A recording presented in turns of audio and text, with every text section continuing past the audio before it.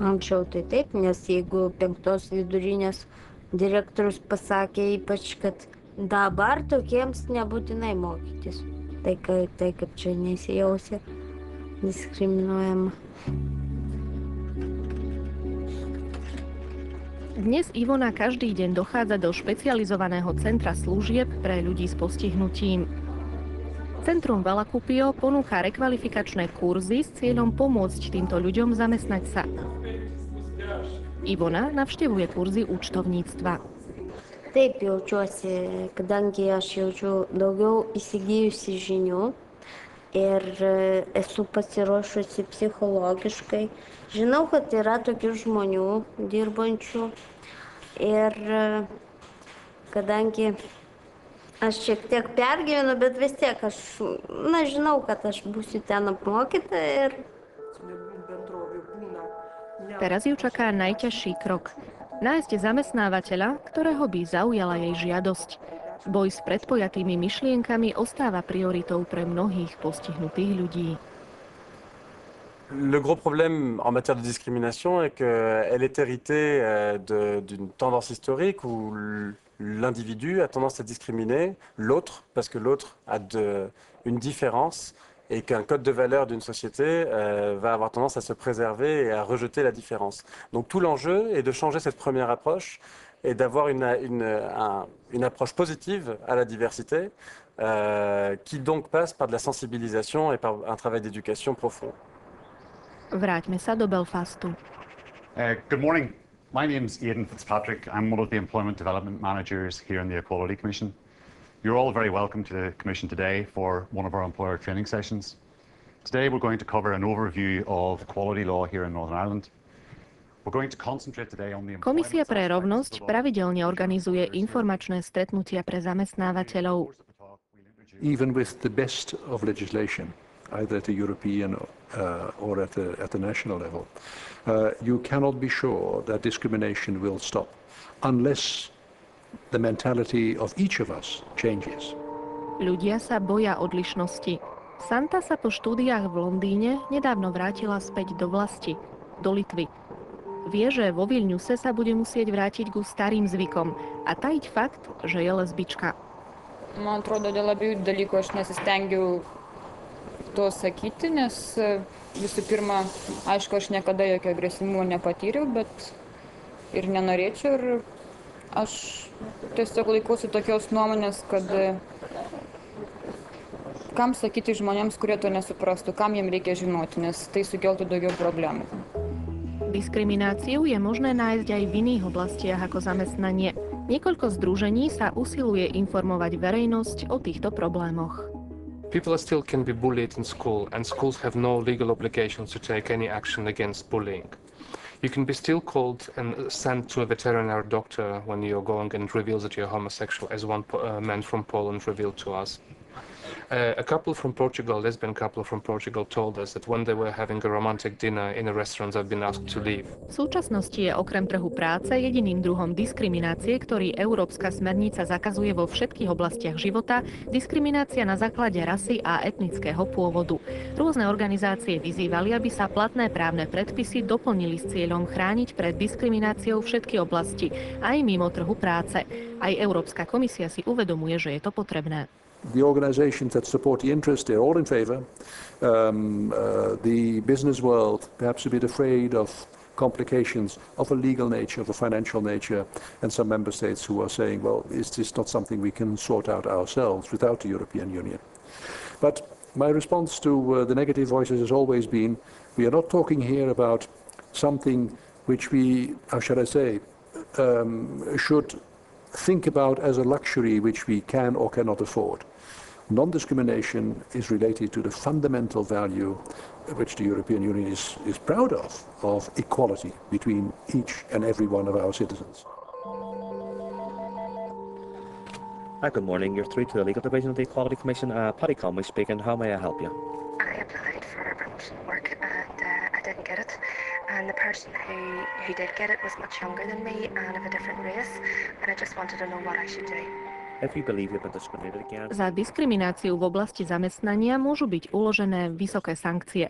Obete diskriminácie majú možnosť podať súdnu žalobu a získať pomoc pri súdnom konaní od organizácií pre rovnosť.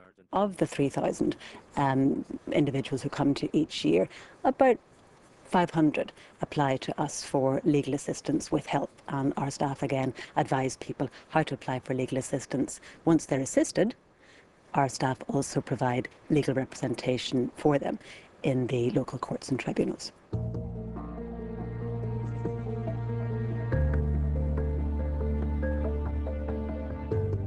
The ending was that the case was proven and I was awarded substantial compensation. Terry McCoy dostal odškodnenie vo výške 70,000 britských libier. Sankcie sa v jednotlivých štátoch líšia a európske smernice stanovujú len to, že uvalené sankcie musia byť účinné, primerané a majú pôsobiť odstrašujúco. Okay, we're now in Sandy Row, which is pretty much 100% a Protestant. It's a Protestant enclave situated in South Belfast. Ricardo Cafola sa tiež obrátil na súd s inou formou diskriminácie. Pracoval ako vedúci hotela, ktorý sa nachádza v protestantskej časti Belfastu. Väčšina zamestnancov pochádzala z miestnej komunity, teda protestantov. Len Ricardo a jeho asistent sú katolíci. The local community had issues with us because of our religion and because of our position within the hotel as well. Ricardo a jeho asistent dostali od vedenia hotela výpoveď, keď prijali disciplinárne opatrenia proti určitým protestantským zamestnancom.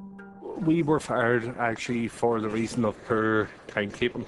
It was later found that because of our religious beliefs, that's why we had been fired. Ricardo sa obrátil na komisiu pre rovnosť a súdny spor vyhral. Vráťme sa k Ivone. Dohodla si schôdzku v supermarkete, kde získala svoje prvé zamestnanie. Kęstutis atrankų vadybininkas, labą dieną Kęstuti. Mes su Ivona atvažiavom apžiūrėti darbo vietos pritaikytos neįgaliajam, dirbti kasoje. There is a lot of misunderstandings about what disabled people are capable of. They are very often looked at people that cannot do certain things instead of what they can do. And the disability is then seen as a very big obstacle, which in practice it may not be. But even if it's an obstacle, it's very often possible to address that. Bolo to práve centrum Valakupio, ktoré presvedčilo zamestnávateľa, že Ivone môže dôverovať. Centrum dokonca dohliada na úpravy jej pracoviska. Mūsų visuomenėje vyksta teigiami procesai, dideli teigiami procesai neįgaliųjų socialinės integracijos srityje. Tačiau vis dėlto dar mūsų visuomenėje pasitaiko atvejų, kai darbdaviai, kiti visuomenės nariai vis tik neatsikrato tų stereotipų apie ir to neigiamo požiūrio į neįgalųjį kaip į lygiavertį darbo rinkos dalyvį. Aj keď pokladníčka nie je ideálnym smerovaním Ivoninej kariéry, sotva sa predtým odvážila dúfať, že urobí tento prvý krok do sveta práce. Kažkaip atrodė, kad neįmanoma. Tai, ypač kasoje dar tokia didelė parduotuvė, tai nebuvo net svajonės. V Európe sa na boj proti diskriminácii zameriavajú stovky organizácií a projektov. Úsilie Európskej komisie sa neobmedzuje len na legislatívnu činnosť, ale podporuje takisto veľkú časť týchto projektov, najmä tie, ktoré sa zameriavajú na informovanie verejnosti a organizuje aj školenia a informačné kampane. Európska komisia je navyše presvedčená, že je stále čo zlepšovať aj na úrovni jednotlivých členských štátov. We are now in contact with all the member states because we have looked at the national legislation and we have come to quite a number of questions whether the basic rule at a European level has been properly translated into national law. That is the role of the European Commission, to make sure that what has to be done is done properly. And we believe that there is still improvement to be done. And since we have come to that conclusion, we think there is an extra reason to look wider now and to look also at the other causes of discrimination outside the workplace. Diskriminácia v Európe naďalej existuje, ale obyvatelia Európskej únie majú k dispozícii čoraz viac prostriedkov na boj proti jej rôznym formám. Jednou zo zložiek boja je právo hovoriť o tomto probléme, ako to urobili aj títo ľudia. Dúfame, že onedlho budú všetci ľudia ako Jaspreet, Ivona, Ricardo, Arnoldas, Terry či Santa chránení pred podobnými formami vylúčenia.